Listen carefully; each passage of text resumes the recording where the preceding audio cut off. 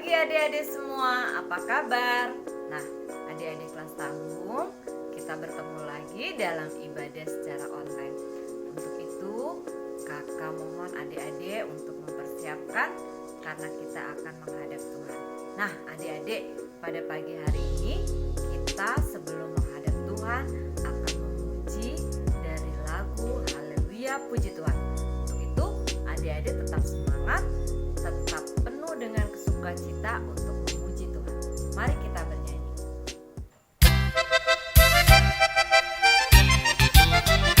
Haleluya, haleluya, haleluya, haleluya, puji Tuhan. Haleluya, haleluya, haleluya, haleluya, puji Tuhan. Puji Tuhan, haleluya, puji Tuhan, haleluya, puji Tuhan, haleluya, puji Tuhan. Adik-adik, mari kita berdoa. Ya Bapa, saat ini kami anakmu berdoa memohon kasih dan karunia-Mu supaya Engkau hadir di tengah kami. Kami yang akan memulai ibadah pada pagi ini berserah dalam tangan-Mu, supaya Engkau memberikan penyertaan serta hikmat dan berkat-Mu melalui ibadah yang kami lakukan ini. Terima kasih Bapa, kiranya hanya kasih setia-Mu yang menyertai kami, mulai dari hari ini hingga selama-lamanya. Amin.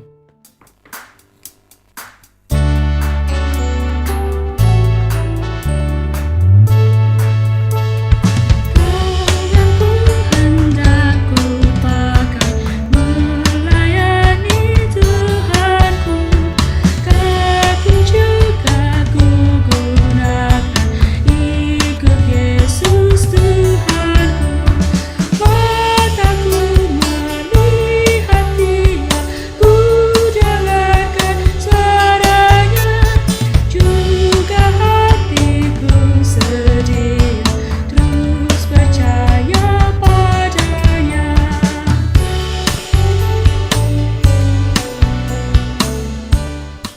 Adik-adik, kali ini mari kita buka Mazmur. Kita akan membacanya dari Mazmur 111 ayat yang ke-10. Mazmur 111 ayatnya yang ke-10. Adik-adik sudah menemukannya semua? Kalau sudah, mari kita bersama-sama membaca. Mazmur 111 ayatnya yang ke-10. Begini bunyinya. Permulaan hikmat adalah takut akan Tuhan. Semua orang yang melakukannya berakal budi yang baik. Puji-pujian kepadanya tetap untuk selamanya. Ya, kita akan masuk dalam pelayanan firman. Untuk itu, adik-adik sebelumnya mari kita angkat satu pujian lagi, yaitu dari Kidung Ceria 135, Sabdamu Abadi.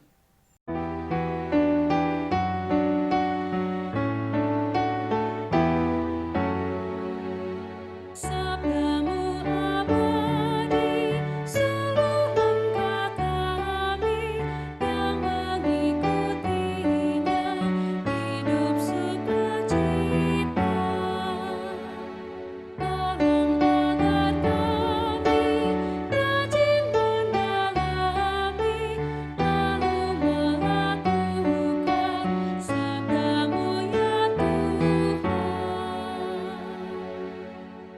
Mari adik-adik kita persiapkan Alkitab. Kita buka dari Amsal 3 ayat yang ke-13 sampai ke-20. Untuk itu mari kita bersatu dalam doa. Saatnya Tuhan, kami akan membaca dan mendengarkan firman-Mu. Bawalah kami mengerti firman-Mu dan biarlah hati kami terbuka menerima perintah-Mu. Turunkanlah Roh Kudus sehingga hati kami hanya tertuju pada firman-Mu. Terima kasih Tuhan. Amin. Amsal 3 ayat yang ke-13 sampai yang ke-20. Begini bunyi firman Tuhan. Berbahagialah orang yang mendapat hikmat, orang yang memperoleh kepandaian, karena keuntungannya melebihi keuntungan perak dan hasilnya melebihi emas. Ia lebih berharga daripada permata. Apapun yang kau inginkan tidak dapat menyamainya. Umur panjang ada di tangan kanannya, di tangan kirinya kekayaan dan kehormatan. Jalannya adalah jalan penuh bahagia, segala jalannya sejahtera semata-mata.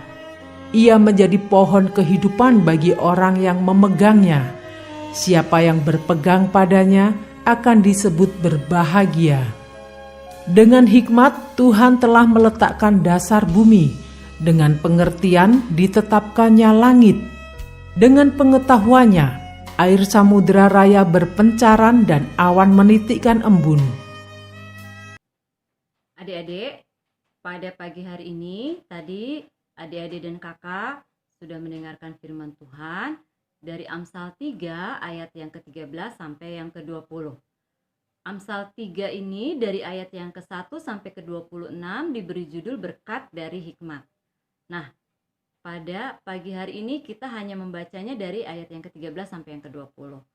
Di situ secara khusus Amsal menyampaikan bahwa ada 2 bagian manfaat yang bisa kita rasakan dari hidup menurut hikmat Tuhan. Apa saja itu manfaatnya? Yang pertama itu ada di ayat yang ke-13 sampai yang ke-18 adik-adik. Di situ dijelaskan bahwa manfaat dari hikmat Tuhan itu dapat membawa manusia merasakan kebahagiaan. Nah, kemudian kebahagiaan apa saja dari manfaat hikmat Tuhan itu? Yang pertama adalah kita akan merasakan keuntungan yang lebih, kemudian hasil yang lebih. Bahkan kita diberi kesempatan untuk merasakan panjang umur, diberi kekayaan, diberi kemuliaan, kehormatan. Nah, tapi tidak hanya itu saja ternyata. Apabila kita hidup dalam hikmat didikan Tuhan, bahwa di dalam setiap perjalanan hidup kita itu, kesejahteraan akan senantiasa ada di dalam hidup kita.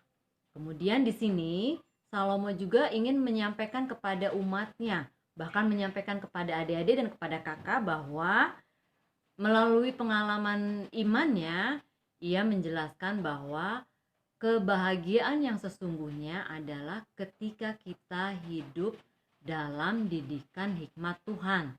Maka dengan sendirinya keberhasilan, kekayaan, kemudian kehormatan, kemuliaan, panjang umur, dan yang lain-lainnya itu akan senantiasa menyertai hidup kita apabila kita hidup dalam didikan hikmat Tuhan. Lalu, apa manfaat selanjutnya dari hikmat Tuhan? Yang kedua ini, hikmat Tuhan bisa mengendalikan dunia dengan benar. Di sini Raja Salomo kembali memberikan keyakinan yang tegas tentang manfaat dan kekuasaan dari hikmat Tuhan. Raja Salomo hendak membuka mata dan kesadaran kepada umat bahwa hikmat Tuhan mampu meletakkan dasar bumi dan langit serta seluruh alam semesta. Di sini artinya bahwa Tuhan memakai hikmatnya untuk mengendalikan bumi dan segala ciptaannya. Oleh karena itu, apabila atau jika manusia mau atau ingin mengendalikan dunia, kehidupan di dunia ini dengan benar, tentunya yang harus dilakukan adalah tetap hidup dalam didikan hikmat Tuhan, agar kita tidak dikendalikan oleh dunia, tetapi kitalah yang dapat mengendalikan dunia sesuai dengan kehendak Allah. Nah, adik-adik, kita dianugerahkan akal budi itu sejak awal untuk menghasilkan karya-karya yang ada di dunia ini.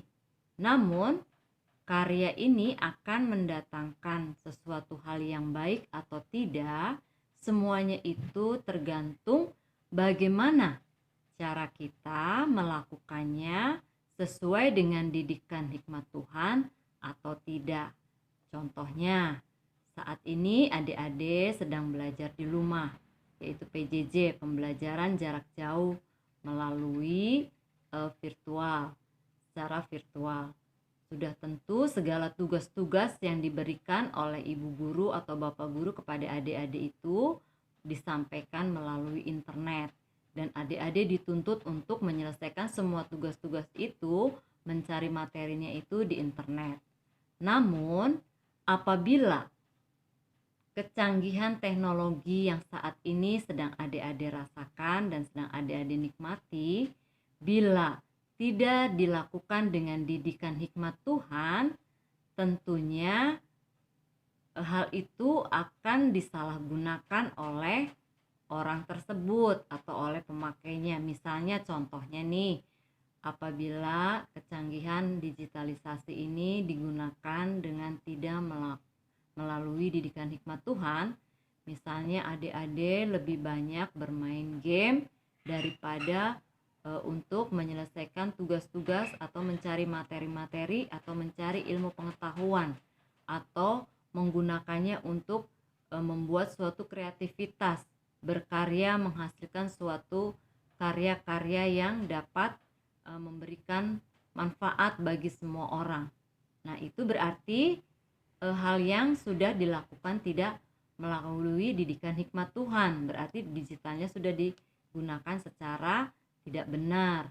Tapi bagaimana caranya agar kita dapat mempergunakan seluruh teknologi yang canggih ini dapat memberikan manfaat di dalam kehidupan kita? Tentunya kita melihat bahwa misalnya adik-adik menciptakan karya ilmiah, kemudian menciptakan misalnya robot-robot tertentu, misalnya robot yang bisa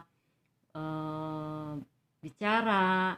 Nah, itu berarti adik-adik sudah mempergunakan teknologi untuk menghasilkan suatu karya-karya yang besar. Nah, itu semua berarti adik-adik menggunakan kecanggihan teknologi dengan melalui tuntunan hikmat Tuhan. Nah, adik-adik tentunya masih banyak hal-hal yang atau contoh-contoh di dalam kehidupan kita sehari-hari.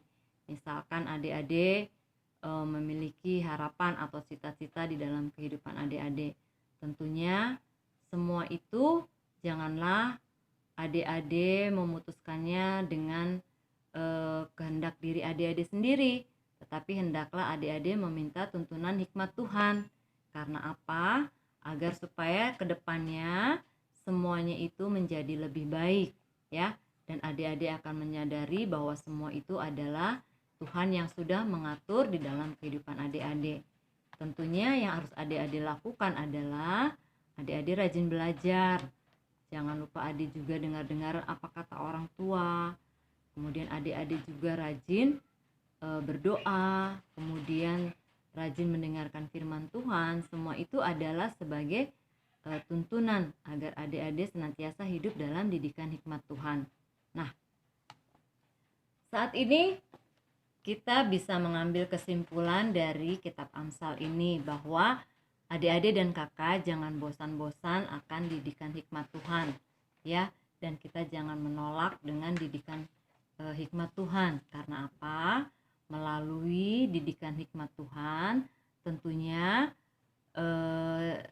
hidup kita akan senantiasa penuh berkat dan kebahagiaan. Bahwa bila kita hidup dalam hikmat Tuhan, apapun keberhasilan, kebahagiaan, ya, kekayaan, semuanya akan menyertai dan akan selalu ada di dalam kehidupan kita. Kemudian dengan hikmat kita bisa mengendalikan dunia ini dengan benar. Tentunya kembali lagi apabila kita melakukannya sesuai dengan didikan hikmat Tuhan, sehingga kita tidak dikendalikan oleh dunia, tetapi kitalah yang mengendalikan dunia. Nah, adik-adik, itulah firman Tuhan. Hendaklah adik-adik tetap rendah hati, kemudian adik-adik juga senantiasa selalu mendengarkan firman Tuhan dan melakukannya. Yang utama juga adik-adik harus selalu takut akan Tuhan. Takut di sini bukan berarti seram atau gimana, tetapi selalu dengar-dengaran apa kata firman Tuhan, taat pada firman Tuhan, kemudian tak lupa berdoa, rajin mengikuti ibadah, kemudian melakukan hal-hal yang benar di dalam kehidupan adik-adik. Nah, itu saja pembahasan firman Tuhan pada pagi hari ini. Untuk merespon firman Tuhan, kita akan bernyanyi dari kidung yang berjudul Siapa yang Berpegang. Siapa yang berpegang pada sabda Tuhan dan setia mematuhinya, hidupnya mulia dalam cahaya baka, bersekutu dengan Tuhannya. Percayalah dan pegang sabdanya, hidupmu dalam Yesus sungguh bahagia.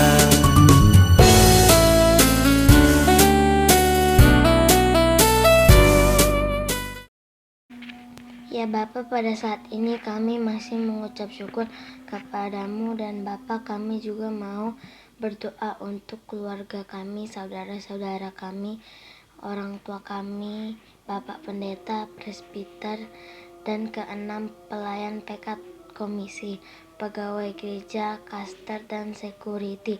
Berkatilah mereka di dalam seluruh kehidupan dan pelayanan dan tugas. Berilah mereka semua petunjuk untuk memasuki jalan kebenaran. Kami juga mau berdoa untuk bangsa Indonesia dan kota kami Cirebon, dan untuk presiden, wakil dan presiden, dan para pejabat negara dan pemimpin kota kami. Berkati mereka, berikan mereka kesehatan dan kekuatan agar mereka dapat menjalani tugas dan tanggung jawabnya dengan baik, sehingga bangsa Indonesia dan kota Cirebon menjadi aman, nyaman, tentram, dan makmur. Kami juga berdoa untuk seluruh kakak layan.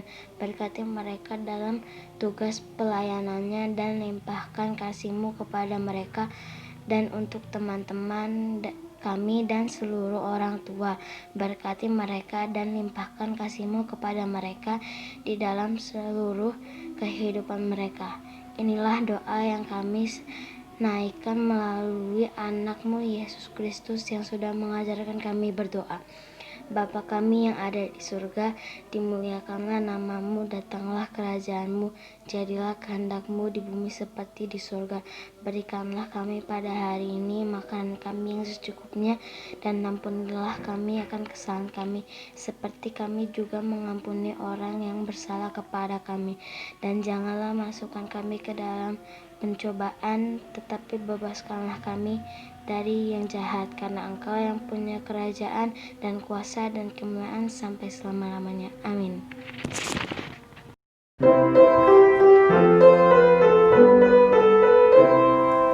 Aku bawa dan berikan persembahanku pada Yesus, pada Tuhan Juru Selamatku.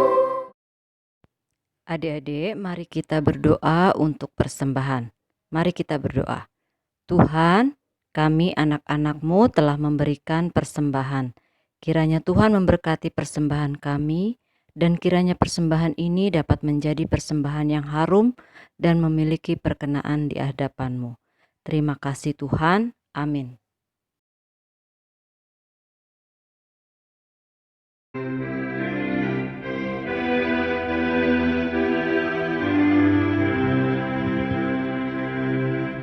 Hai anak-anak muda dan belia yang diberkati dijaga Allah Bapa, patut bersyukur, berdoa dan berkarya, karena demikian maksud Sang Pencipta.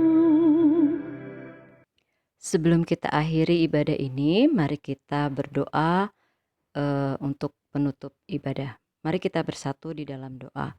Tuhan, terima kasih untuk ibadah pada pagi hari ini. Kami sudah mengikutinya. Ya Tuhan, ajarkanlah kami anak-anak-Mu agar senantiasa selalu menerima didikan hikmat Tuhan. Dan jauhkanlah kami dari rasa bosan untuk menerima didikan hikmat Tuhan. agar seluruh kehidupan kami dapat kami lakukan seturut dengan kehendak-Mu. Inilah Tuhan doa yang kami naikkan, kiranya semua dapat menjadi lebih baik dalam kehidupan kami. Di dalam nama Tuhan kami sudah berdoa. Amin.